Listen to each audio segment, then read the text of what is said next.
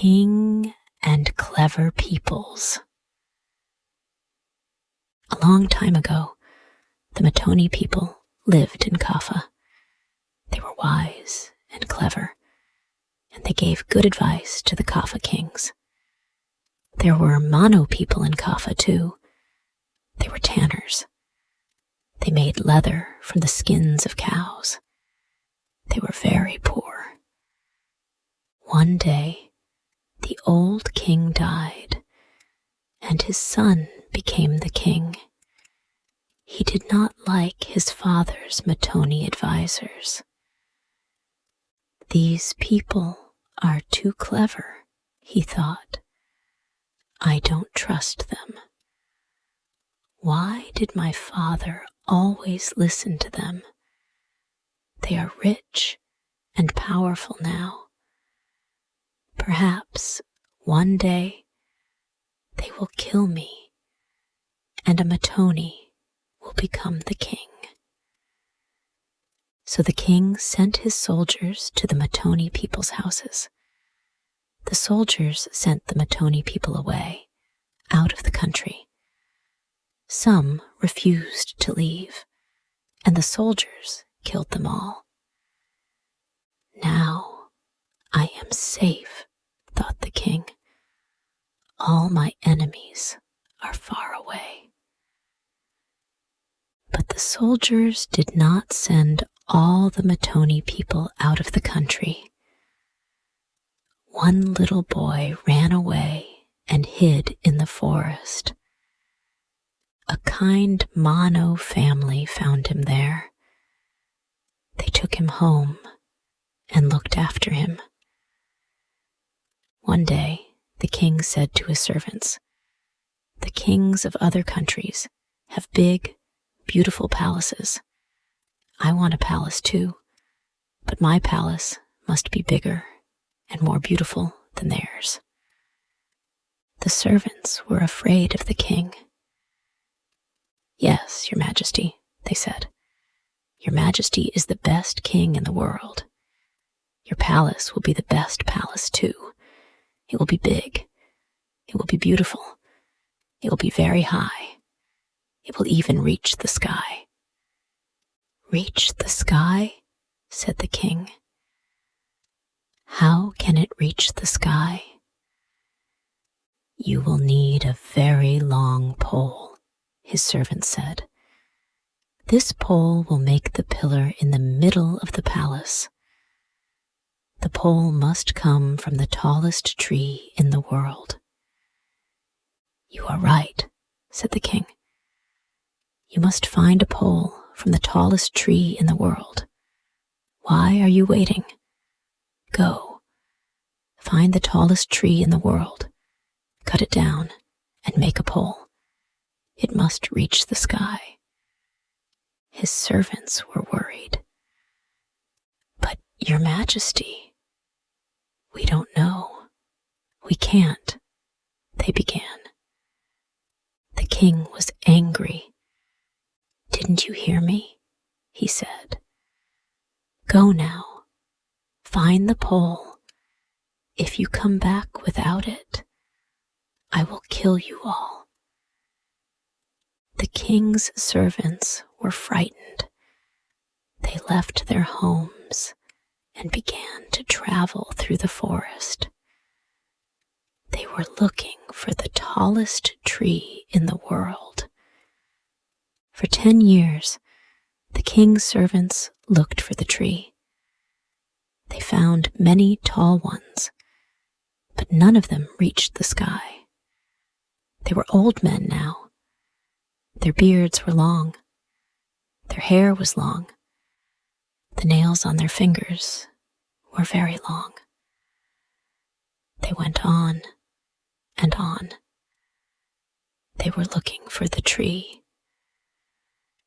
"We can't go home to our families without the pole for the king's palace," they thought, "or the king will kill us." One day, the king's servants came to a village. It was a poor place. Manno people lived there. They were making leather. The people saw the king's servants, and they were frightened. "Who are those people?" they asked each other. "Look at their beards and their long hair. What do they want from us?" The people ran away. But one young man didn't run away. He went up to the king's servants and spoke to them. It was the Mattoni boy. He was a man now. "Are you looking for something?" the Mattoni boy asked them. "What is it? What do you want?" The king's servants looked at the young man. His clothes were old and dirty. "You can't help us," they said. "Go away. We don't need you." The young man didn't go away. "Tell me," he said. "Perhaps I can help you." So the king's servants told the Mattoni boy everything. "We left our homes more than 10 years ago," they said at last. "We will never see our families again. We can't find the king's pole. If we go home, he will kill us." The Mattoni boy laughed. "But you can go home tomorrow," he said. "The king will not hurt you." "What do you mean?" the king's servants asked him. "How can we go home?" "I will tell you," the Mattoni boy said. "Take a drum and sing and dance. Go to the king's palace. Say to him, 'O king, live for 1,000 years. We have got your pole.' He will say, 'Is it the tallest pole in the world? Is it as high as the sky?' Then you must say, 'We don't know.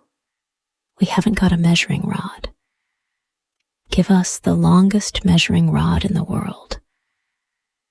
We will take it to the pole and measure it.